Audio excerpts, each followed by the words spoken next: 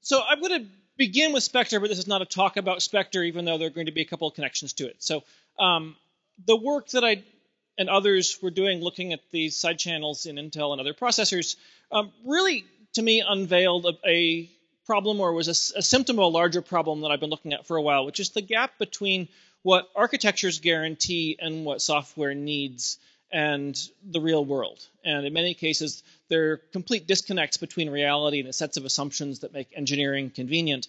And closing those disconnects is an important way to get, I believe, better systems. So the talk today is really looking at questions that I've been thinking a lot about how we can make architectures that are better and understanding the context of some of the messes that we got into.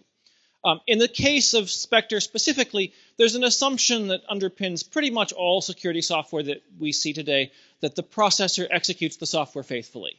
And we see exceptions to that, rowhammer, fault attacks, and so forth. But anytime the processor makes a mistake, it tends to be catastrophic for security. And at the same time, processor designers were feeling absolutely empowered to go build hardware features that they knew darn well were going to make lots of mistakes, just so long as they sort of partially rewound the world and went back and tried to do it correctly afterward. And the set of assumptions and the set of guarantees by the processor, which eventually you'll reach the right answer, are directly in conflict with each other. And Spectre takes advantage of this gap. But the sort of larger symptom here, though, is that we have these set of guarantees that are insufficient for security. And also the hardware architectures are making incorrect assumptions about themselves, notably that they are implemented perfectly, as well as the software running on top, notably that that software is implemented perfectly. So we've got, I think all of us know that the number of software engineers who write perfect software is zero. So we need to figure out ways to build architectures that work with this reality. And that's what I'm going to talk about here. But before I do that, I'm going to talk a little bit about how we ended up in the situation we're in today, and then talk more about what I think these architectures should look like. And I'm putting sort of quotes around the word should because as a security person, I have one set of opinions. As somebody who's trying to make money in the processor business and who doesn't incur the losses when people lose their data, they may have a different set of opinions. And neither is necessarily right or wrong, except that this is a security conference, so therefore the security perspective has to be right. So let's see. So I was going to be a veterinarian, so I had to put the obligatory animal slide in, especially coming after Ross. So this is a reindeer, and I'm going to begin by talking about reindeer. So St. Matthew Island is an island off of Alaska, and in 1944, as an emergency food source for some people that were going to be stationed there, 29 reindeer were introduced to the island, and ecologists followed them. And what happened over the next approximately 20 years is the population soared from 29 individuals to about 6,000, and then it crashed. And there were really sort of 3 or 4 phases, if you're a reindeer, of your experience during this sort of experiment here. There was the initial phase where food was abundant, right, reproduction was kind of happening exponentially, plentiful resources. There was sort of an inflection point at the top where suddenly things became constrained, and I'm sure life got a lot less fun. There was a phase after that where almost all of them died, and it was even less fun than that. And then actually they went extinct. So the 4th phase doesn't really relate to your experience as a reindeer, but it was certainly the last stage in this particular somewhat accidental experiment.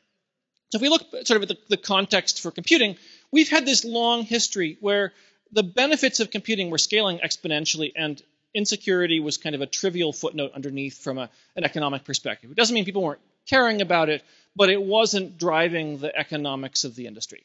And we've had a long period of that. Now, I would argue that we're in a point now where we're kind of near some sort of an inflection point. And it's hard to know exactly where we are. Donna gave the number in her presentation that federal agencies are spending 1/3 of their technology budgets on security, which implies that the sort of 1/3 of the budget is is an appropriate amount to be reducing risk, i.e., rather if it was insignificant, you'd spend it all on IT and just suffer the risk. We're not at the point yet where we're just shutting down all of our systems and running for the hills.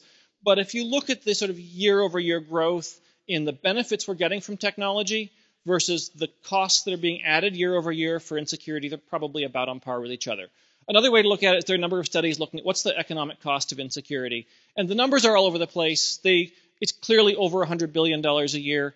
and it's almost certainly less than $20 trillion a year, but it's somewhere around $1 trillion tax on the world economy because we have created all of these giant messes. And that's an enormous amount of opportunity that's being lost because of these problems. And it's also, this is looking across technology. If you look at a mature application like a financial system or an email service where it's not really getting any better because it's pretty mature, the security threats getting worse can make those systems have a much worse experience. Now, of course, if we sort of change the y-axis here and we go forward, if you continue a trend, the larger exponent eventually just dominates. And this is what happens if we don't do anything. I'm not proposing that society is headed for a die-off like the reindeer, but I am going to come back to that example just a little bit later here. There are a couple of things, though, that you can sort of take away from what I'm introducing here. First of all, I mean, there's this thing that's driven Silicon Valley for the past decades, which was, I think Mark Andreessen said it the best. His phrase was, software is eating the world because it scales faster than manufacturing and other parts of your traditional economy. But insecurity scales faster than software. If I double the complexity of a system, I typically more than double the risk, and I typically get less than double the benefit. And so insecurity is basically going to eat the world, including software. And the basic building block that we need in order to be able to tackle these problems is a place we can do computations more safely. And when I'm looking at processor architectures and realizing that they weren't built with security as a concern or as a primary objective, we have a serious problem in terms of being able to build these complex systems that we're all depending on. So we've got this mismatch. What should we do about it? And the first sort of perhaps naive thing that you want to do is to go and look at the contract that exists between the hardware and the software and try to define the interface better, because that's clearly at least a local area where there are some differing assumptions and it's potentially possible to make some progress. So just looking specifically at the problem of timing side channels, here there's a variety of different kinds of software that work with secrets that don't want to leak it. And crypto is the most common example, but there are lots of cases in databases and operating systems where you also have potentially sensitive information in one domain that you're not supposed to transfer into another one. Now, this seems actually pretty easy. I mean, if you sit down, you think about your 1980s microprocessor, in the manual it would tell you how many clock cycles each instruction took. And here you could be even a little more flexible than that. You could define to somebody which operands going into each instruction may or may not affect timing. So let's take a couple instructions, maybe an add instruction where I might say, okay, my adder I know is going to run in constant time, so I'll say that the values in register 1 and register 2 won't affect the timing of this operation. Or for a store, maybe I'll say that the value being stored doesn't affect timing, but the address that I'm being stored in does, and that needs to leak into my timing side channel, and you have to assume that. Except maybe if the low bits of R2 are cached within a cache line, you can't differentiate that.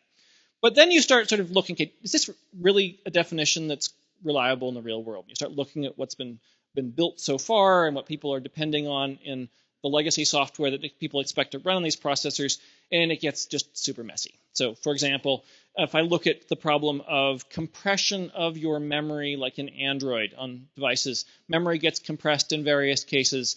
And suddenly the memory compression system doesn't, I mean, the whole purpose of that is to make the best case better than the worst case. So the size of my memory and where things go starts to leak information. And my register values between two add instructions may well end up in memory because an interrupt can occur and push things onto the stack. So that's really messy. You have deduplication of memory pages going on in some operating systems where if I have two pages that are the same or pages that happen to be all zero, those get treated differently. And again, those effects can lead to timing changes. So you have various optimizations that have either been done or are planned. Spectre was looking at speculative execution, so there's plenty of things there, and we'll be hearing more about those in other presentations.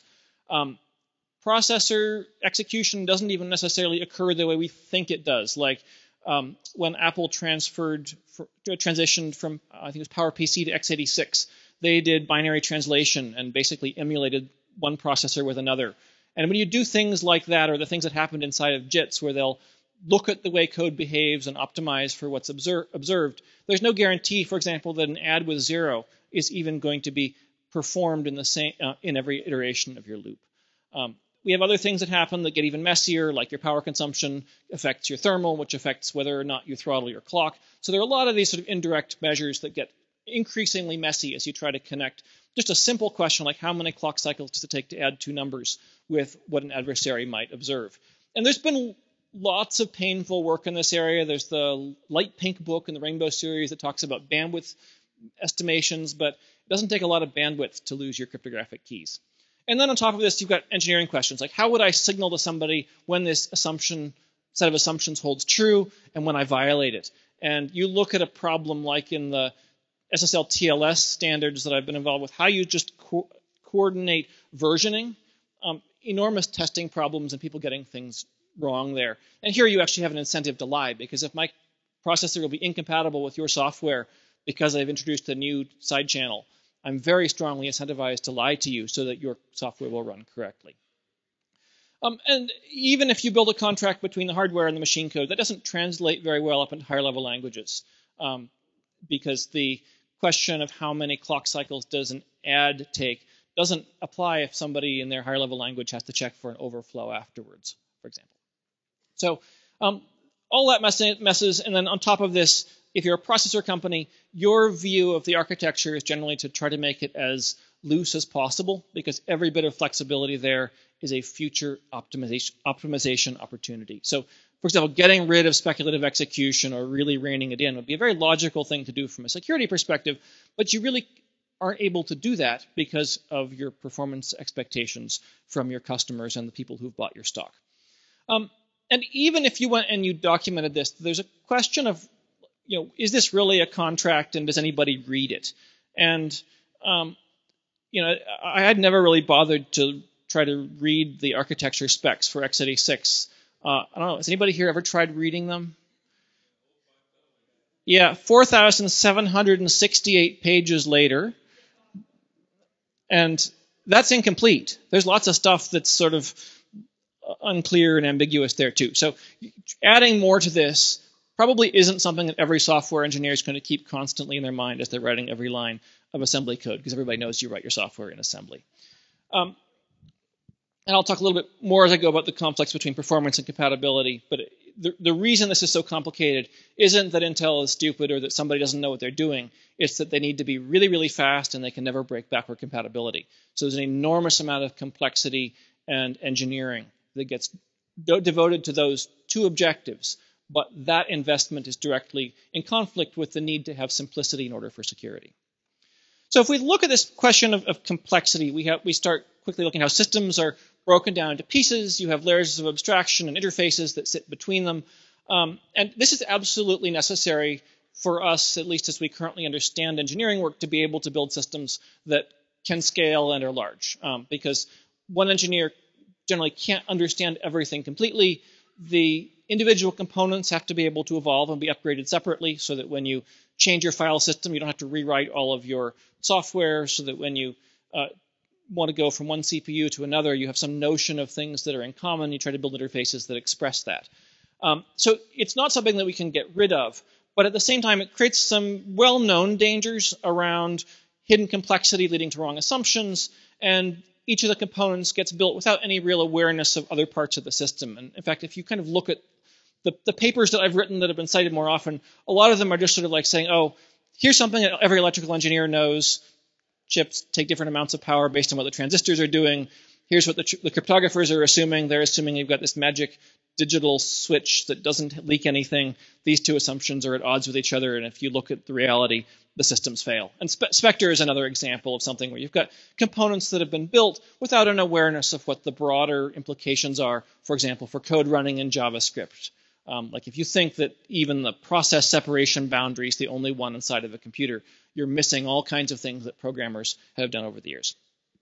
But there's an even worse problem, and I call it the USB driver problem. So it used to be that when somebody asked me to do a security evaluation, in a sort of company environment, you really, first of all, you have to find some result for your customer. And once you've got one devastating attack, everything after that, your customer is going to be happy, but you want to find the first serious problem.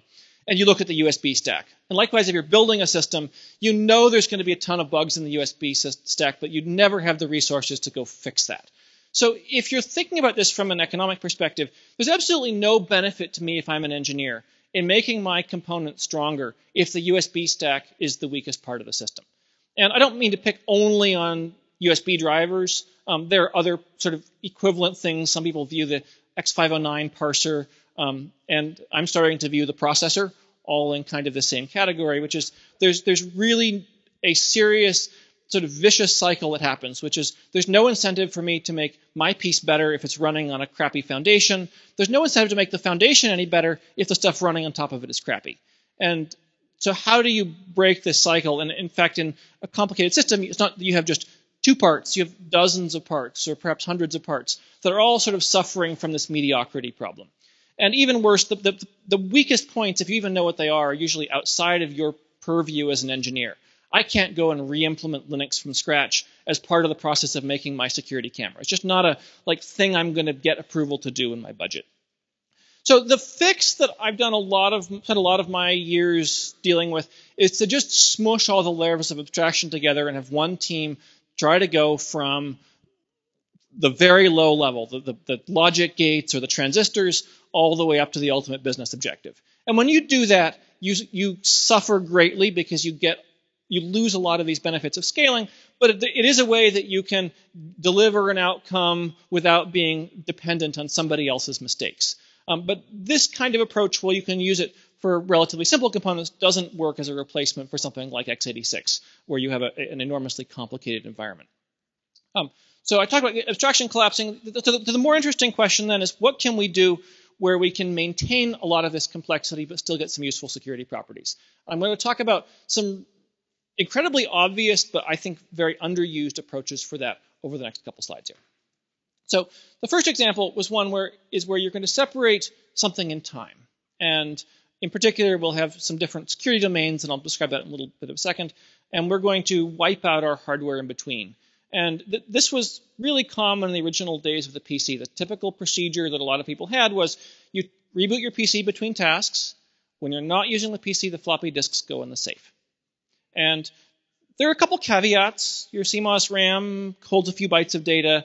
There might be some state in your peripherals. You could leak information through your monitor, backdoors implanted in the hardware, etc. But the intuition about this is actually very easy for somebody to understand, because so long as the machine's going into a clean state when it's powered off and your information is stored in the floppy disks in the safe, you actually can get some fairly useful security properties that do not depend on the complexity of the hardware or the software. You can have enormously complicated software potentially losing all of its state when the power is turned off. And when you're building a hardware chip, you actually get this property pretty easily with a lot of your individual logic cores. In fact, it's an unusual situation where you have logic that survives a reset, or a state that survives a reset. So if you zeroize your state between operations, you can have your reset circuitry be dramatically less complex than the circuitry that it is resetting. Now, there's some places you have to pay a lot of attention, including anything that holds state across the reset, or even worse, holds state even when the power is off. So your OTP, your E-squared, your flash blocks, if you have those on your chip. And there are some caveats, but it's a technique which is effective across many layers of abstraction, something you can do at a hardware architecture that can wipe out evil software that may have run in your device. And as we look, for example, at cloud computing, the fundamental business model driving a lot of the work in cloud computing is that it's okay to reuse your hardware from one customer to another who may not trust each other. But getting a very, very religious accounting of every single bit of information that may survive that transition from one customer's use of the hardware to another is one approach to building something like a cloud infrastructure where you can have at least tenancy, not using like hyper-threading, but at least separated in time on a given PC, and have some security properties that we can understand without fully understanding the complexity of either the whole hardware or the software. The same thing you see happening with spatial separation. You have different domains being operated on with different hardware. Burner phone, separate computers. But now you're trading efficiency for safety. And if you walked into a typical chip designer and asked them to design a restaurant, they would make sort of like one style of room, and they would use the same room for the bathrooms and chopping the food, because you would just stick the same stuff in there depending on what was going on, and probably not bother sanitizing anything, because that's entirely an optimization as well. Somehow I don't think I'd want to eat in that restaurant, and I probably wouldn't want to have my cloud workload running in a restaurant that was designed that way. But you could have separate hardware and start to have some pretty comfortable understandings, again, with a fairly straightforward intuition about what sorts of separations you're achieving. So a very simple example of this is if you want to run some really risky code or some code that has some sensitive information in it, you can run it on a separate computer. So for example, this is a screenshot of me browsing a Russian hacking forum. I was using an instance that I spun up on AWS to actually run the browser, and then I was doing a VNC over SSH to it. And again, there's a certain set of scenarios where that could go wrong, but if you have a fairly clean understanding of where the risks are and what that interface looks like. Yet there are commercial products that do this. There's a company called Authenticate that does a browser running remotely, but it's extremely underused for reasons that I actually don't understand. Because if you'd like to keep your users from uploading stuff to Facebook or downloading programs you don't control, it's kind of the only way to do it, to get it off of the machine that has your other information on it. But the more interesting to me, sort of longer term directions, are what we can do within a single device. Because duplicating power supplies and screens and putting all of that on your desktop, I mean, for many years for a long number, I've had multiple computers on my desk. It's not a good experience. Your data isn't where you want it. It's a lot of management headaches. It's just hard to operate, and it's not something that ordinary users can manage. But when we think about inside of our chips, we've built these processor cores that are optimized for video gaming, and we're proving wire transfers on them. It just doesn't make sense to me. I mean, there are fundamentally different constraints and objectives for secure operations versus performance-critical ones. So what does it start looking like when you start doing intra-chip separation? So you can think of this as sort of a copy of ARM's big little strategy, where they've got big cores and little cores. The big ones are fast and use a lot of power. The little ones are good for sort of slow background operations. They have different power properties, but applying that kind of philosophy to security. Or you could think of it as somewhat like the enclave perspective, but unlike SGX, where it's all dependent on a absurdly complicated processor and every part of it working correctly, you actually build something separate out of separate transistors on the die. So now when I say safer, it can come in a lot of form factors. I've built a lot of cores that range from single function circuitry designed to be very tamper resistant or designed to do a particular task like deriving keys for a pay TV system, or more complicated things where you're trying to provide more general and user configurable compute. One nice thing also about building solutions where you have multiple heterogeneous cores on a chip is that you solve your legacy problem by allowing the legacy stuff, for at least as long as users are comfortable with it from a security perspective, to run it on your legacy insecure cores. And there's then some engineering work to port things over to the more secure environment, but at least provides a place where more sensitive operations have the potential to be executed. Now, it's simpler to do this if you can use the main CPU for sort of care and feeding, and it's not required to have continued reliable operation in the face of a malicious CPU. In particular, if the main CPU schedules things, decides which RAM apertures you're allowed to put your encrypted data into, that kind of thing. You don't trust the main CPU for privacy or integrity of the computations, but you do depend on it to make the computations actually happen. One of the areas, so I've been doing a bunch of projects myself and collaborating with some others, looking at what these architectures could or should look like. And one of the sort of interesting areas of challenge where there's a lot more research I think needed is how we actually handle the memory models here. Because on a normal PC, the architectures we're used to, we kind of have DRAM and we have cache, and a lot of it's invisible to the different software because the security properties, again, if you sort of think of it from at least the architecture perspective rather than security perspective, you just store something at some address and it's there when you read it later, you don't have to worry about it. But when you look at what you have for a secure processor on a die like this, you have a lot of different attributes possible for your memory. You have SRAM, which can be mapped to a contiguous region visible to your secure environment, and it's on your chip, so it has some security properties from that. You have caches, you have shared DRAM apertures, encrypted RAM with anti-replay protections, oblivious RAM, and a number of other things. And I also didn't talk about dimensions here, of like how you handle page tables, what assumptions you make about mappings between physical memory and virtual addresses, and so forth. So there's a whole bunch of, I think, open questions about what memory architectures ought to look like here in the model where we have a secure processor, again, running on a chip with insecure things that are probably sharing the same external DRAM. I'm not going to talk a lot here about static analysis and formal methods just because I'm A, not an expert in it, and B, it's super important and you should read the papers about it rather than listening to me about it. But I did need to mention that here, and mentioning, I think, in the context of the RISC-V project, also important. So for those who don't know, RISC-V is an open source processor. It's got roughly this equivalent properties of a sort of ARM minus its non-RISC parts or a MIPS core, but it's entirely open source. So your compiler tool chain, your RTL, everything that you might need to work with there is available from an open source. The last part I'm going to talk about here is that in some ways this is the technical problem. That's what I've been talking about mostly, but the bigger problems are perhaps in the non-technical domain. And they have to do at a starting point with how we think about problems. And something I have been guilty of probably tens of thousands of times over the years is saying that something is secure or is not secure. There's this kind of digital way of thinking that you use when you're programming, that you use when you're building a chip. You think of the logic of something, an if statement, and so forth. But when you kind of map things to the real world, you start with something which you said was secure, a bug gets found, you panic, you decide that it's insecure, you patch the bug, you go back to being insecure, and you go through this process where you've basically tried to quantize all of your understanding of the security into something binary. Either it is secure or it's not secure. And even worse than that, we tend to be optimists. So we tend to sort of figure that we go with what I call the optimist security. You round up. So if there's a 1 in a million chance the system is secure, well, that's secure. That's conceivably secure equals secure. I will advertise it as secure. I'll say it has military-grade SSL, therefore it must be secure and you can trust all your private information with us.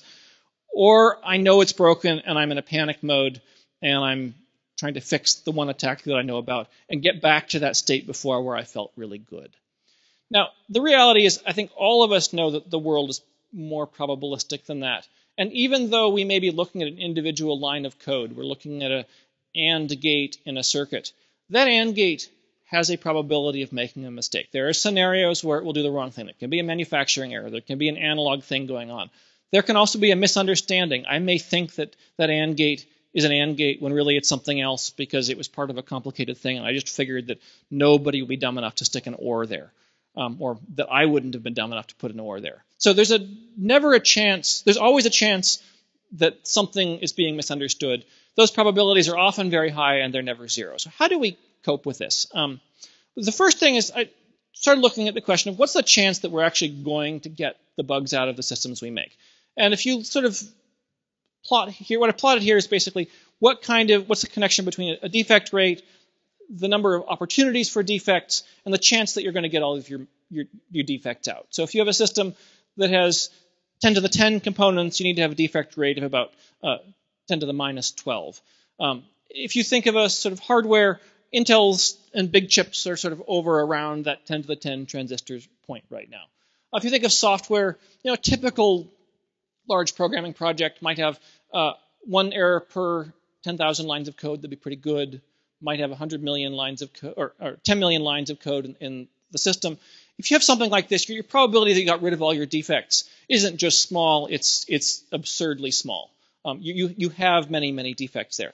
And we're about, in this case, more than a factor of 10 to the 6 away from where we need to be in quality to be able to even have any sort of vague notion that we've achieved our security properties. And we're not going to get through a 10 to the 6 improvement by trying harder. So the stuff we're doing now just isn't remotely there. If we get rid of 999 out of 1,000 of our bugs, we're just not still there yet. So if you look at what other industries do, they all use redundancy pretty much. You go fly on an airplane, there are 2 pilots or more, there are 2 engines or more, there are different pilot meals. You look at this building, there are structural members. It's not like one toothpick-sized thing where the entire building will come crashing down into a heap of rubble if that happens to be different from what somebody expected. Signers on financial accounts, power supplies. I mean, everywhere you look, you see places where people have intentionally embraced an efficiency in order to get safety and reliability. The car I drive carries a lot of mass with me everywhere I go in order to be more safe. So if we take the example I gave before, I'm going to sort of tell you why I'm cheating a little bit, but bear with me anyway. But don't get mad that I'm playing some games with you here. If I take my example before, though, where I had 10 to the 7 elements and a 10 to the minus 4 defect rate, and if I were to just have some magic technology where I could take each one of those elements and turn it into 3, where I will only get a failure if they all go bad, and basically make these little triplets. I can turn my failure rate from basically absolutely certain to fail to having a 0.74 chance that I don't have any failures. So the change of switching from non-redundant systems to redundant ones, even for a system of that kind of complexity, if we had a way of getting that kind of redundancy, which we don't really know how to do it, but if we did, we would be able to make dramatic improvements potentially in both our reliability as well as our security. And there are kind of two ways to look at this. One way is you can add redundant weak elements. Like if I take a browser and an operating system and trust zone, those are all buggy, so my security is pretty much additive. The work to find a bug in the browser, the work to turn that into a privilege escalation in the operating system, and the work to turn that into an attack against trust zone. There are different situations, though, where if I can have pretty good confidence in my components, like if I have cryptographic hardware pieces that I'm pretty confident in, I start to get an exponential improvement, where if I have to find my probability of an overall failure or vulnerability reflects the chance that it's a bug in the first part times the chance in the second one times the chance in the third. You can get these exponential improvements if you manage to leverage the power of redundancy successfully. Now, if we start thinking about mapping this back to computing devices, the architectures that this starts to lead us to are ones where we don't have just one kind of execution environment, which is what we have today. Your PC has a whole bunch of identical cores in it that all run in the same trust environment. And we probably don't even have just one high security block and one other block. We probably start building multiple different kinds of execution units that can work with each other to achieve some of our objectives. And some of these objectives may involve things like basically doing multi-party computation within the chip. And other times we may have pieces of our chip watching each other for errors or watching each other for misbehavior. And again, trying to build assemblages of different components whose properties together don't reflect the risk created by any single component or ideally any single engineer or thought process. But I'm not sure we're ready. And as I work on this, I find myself struggling a lot with things like the question of how much inefficiency to embrace and how do we do that. I'll start writing a piece of code and I'll quickly think of a faster algorithm to write my piece of code and I'll go get distracted by that. Or I'll find myself overconfident. And when I finished the SSL3 spec, I was pretty darn sure I had it right. And there are things now, as you all know, that weren't completely right about that. There were things that were right, but my ability to gauge the quality there was not good. So I don't know how to understand my own blindness, and I don't know that any of us do. But we can see that we're screwing up. It's not like it's a surprise to us when a system fails, but we don't know how to have the thought processes really as individuals to deal with that. So if I go back to these sort of human problems, if I look at the industry today, during this exponential phase that we've been in, we developed all of our instincts, our anecdotes. Netscape's price goes up on the stock when they're hacked, that users will always click on the dancing pigs, nobody cares about security. Our leaders made their careers in a world where security didn't matter, and if you ignored it and you got to market quicker, you won. Our business models developed also in that kind of an era. The dominant companies we have today, and I won't name any particular chip company, but you can pick almost any one that applies there, not just Intel, developed in a world where the performance gains were the things that drove their sales and their success. The regulations we have developed in a world, again, where the security was an afterthought, not the primary constraint. Our practices, our folklore, our legacy designs, and even worse, our standards, because we're stuck with the QWERTY keyboard, not because that's the optimal way to input things, it's just because of what we started with. And it's very hard to shift from one to another. But we're entering a period where all of this stuff I'm claiming that we have been learning over the last 60 years is starting to become obsolete because we have a different set of constraints than we're used to. And all of us have probably internalized at least some things that are not going to be correct anymore. So in conclusion here, if I think about the problems I've been talking about, the hardware architecture is the basic foundation on which we build our technology industry. Well, there are some people who think of homomorphic encryption or cryptographic obfuscation as the potential savior. The reality is that all of the important computations we're going to be doing to a sort of first order approximation over the next 20, 30, 40 years are going to be done in processors built with the kinds of transistors that we have today, doing the kinds of things that we understand today with no mathematical savior that's going to come along and save us. There are lots of trade-offs between security and efficiency. Our current designs were built where it's very hard to point to any place where efficiency was sacrificed for security. There were places where security has been put in, but usually as a piece of functionality only to the extent it had no other impact. And I am of the belief that we have to change that if we would like to be able to change some of these risk curves. Now, to do that, it means some broader perspectives. It means asking questions of what systems should look like. And should doesn't necessarily mean building systems for people just like me or people just like you or people who aren't in the room or any particular group of people. It's for the 10 billion approximately people who are on this planet. And that brings up these messy human, technical, economic problems. And one of the biggest problems is changing behavior, because we've got these behaviors that have been very, very effective in the past. But if my hypothesis is right, that functional benefits are going to be swallowed by the costs of insecurity, that's a different world. It's like the difference between an animal living in a place where there are no predators and suddenly there are predators for the first time, or where food is an infinite supply versus food is almost non-existent. And the thought processes, the patterns, the survival skills are different through all of those. If any of you haven't read the Harvard Business Review article, for example, on why diverse teams are smarter, it's certainly worth reading that. If I think about my time running businesses, it's the diverse, unexpected ideas that tend to provide the greatest value. So trying to figure out what those are, because we're in for, I think, a fairly interesting decade ahead of us. And this is an urgent problem, even though we probably don't feel the urgency. And part of the reason for that, even if I'm off by several years in terms of estimating where we are, the time to go from an understanding of what a computer architecture should look like to the first deployments to retiring all of the legacy systems is very long. And the insecurity costs and the trends there aren't going to wait for that to happen. Those changes are going to keep happening regardless of what we do or don't do. So I've got a few minutes for questions, and also my email address is there if anybody's interested in discussing these issues, collaborating with me.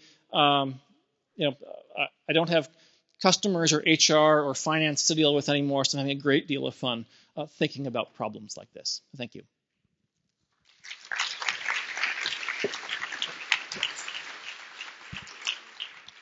You have a very interesting definition of fun, Paul. All right, so if questions come up to the mic, please state your name and affiliation. Saurabh Bakshi from Purdue University. You mentioned the need for replication or redundancy.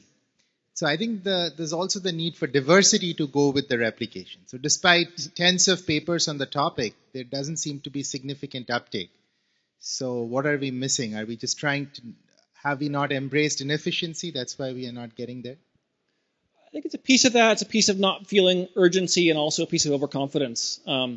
If I look at the systems that I've run into where people are splitting keys into different pieces because they don't want single points of failure, you inevitably find that all the key shares are done in the same hardware with the same kinds of employees, usually running the same code base. So the question of even what diversity or redundancy means there, I think, is actually missing huge parts of the areas where risk traditionally comes about. So I don't think we know how to do it properly, and I don't think the business drivers have been there yet, but I think that's going to change.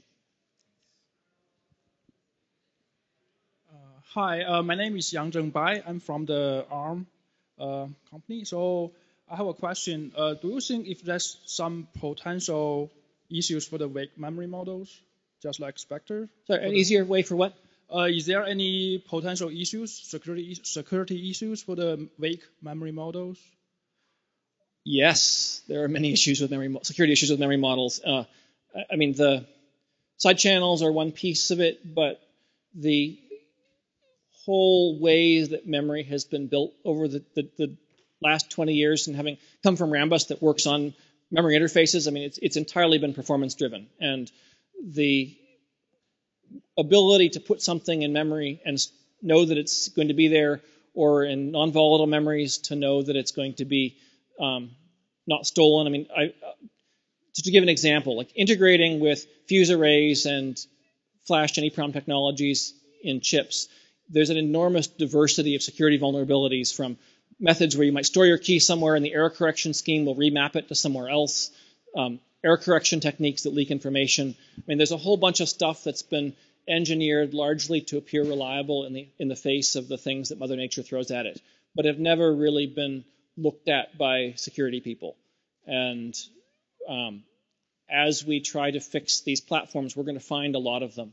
Another example is just the question of where are all the different places that a piece of software running as ring 0 and hardware can permanently modify the motherboard. And if you're in a cloud computing environment and there happen to be some fuses that can be written from ring 0 or some flash that can be overwritten that will put a backdoor in or destroy the hardware, that's a tremendous risk to your infrastructure. Yet there isn't a good accounting or even in many cases a good language to describe that kind of risk and differentiate it from some of the other problems that we're working on. So absolutely. So Simpson Garfinkel, and I'm speaking for myself. The reason we use the same machines to do wire transfers as to do high-performance video games is it's cheaper. So most of your talk is about externalities, and the industry as a whole doesn't want to pay the cost of the externality of the risk. And in practice, there's only one way to deal with externalities, and that is through regulation. We've been unsuccessful dealing with externalities like global warming. So what sort of regulatory environment do you imagine to make this future that you say we have to do come about?